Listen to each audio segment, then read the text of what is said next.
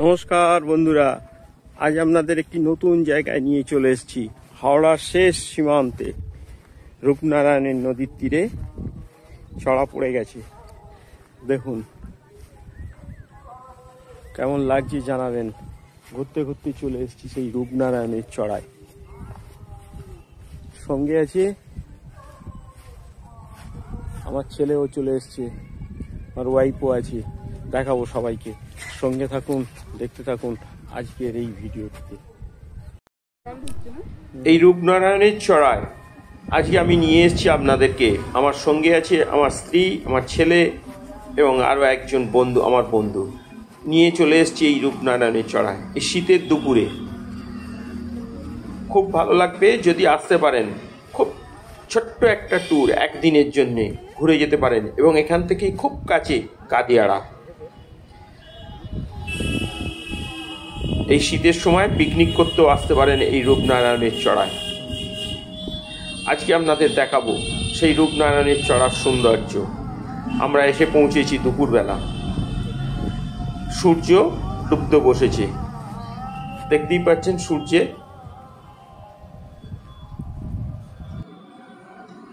আমার স্ত্রী আছে, আমার ছেলেও আছে আমার সঙ্গে আজকের ভিডিওতে। তারাও এসছে আমার সঙ্গে ঘুরতে, চলে এসছে এই রূপনারায়ণের চড়ায়।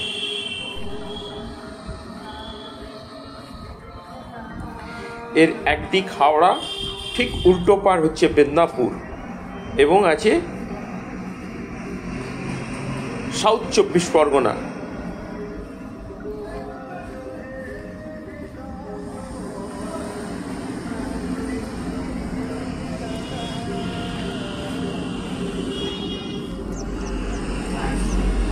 এখানে এসে আপনারা গাদিয়াড়াও ঘুরে আসতে পারেন,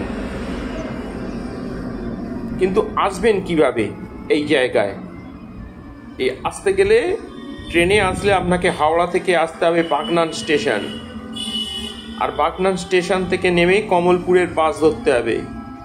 কমলপুর একদম লাস্ট স্টপেজ কমলপুর, সেখান থেকেই চলে আসতে হবে এই রূপনারায়ণের চড়া, অথবা মায়াচর বললেই আপনি চলে আসবেন এই জায়গায়। এখান থেকে গাদিয়াড়াও যাওয়া যায়। পিকনিক করার খুব আদর্শ জায়গা।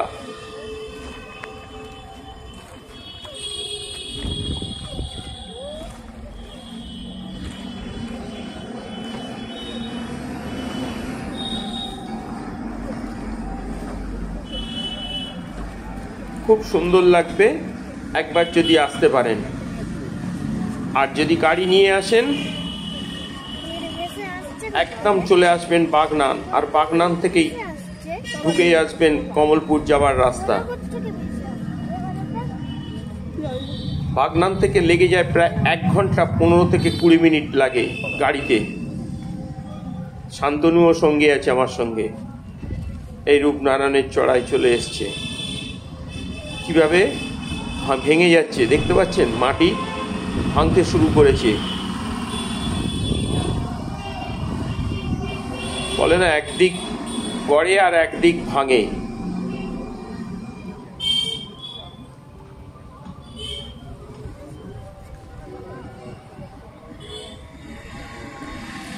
গাদিয়াড়াও এখান থেকে 5 কিলোমিটার। গাদিয়াড়া ঘুরে আসতে পারবেন গাদিয়াড়া। আর গাদিয়াড়া থেকে যাওয়া যায় বর্গভীমা মন্দির, পূর্ব মেদিনীপুর। লঞ্চ ঘাট আছে, জেটি ঘাট। আজকের এই ভিডিও আপনাদের কেমন লাগলো অবশ্যই জানাবেন। লাইক, শেয়ার, কমেন্ট করে যাবেন যাবার সময়।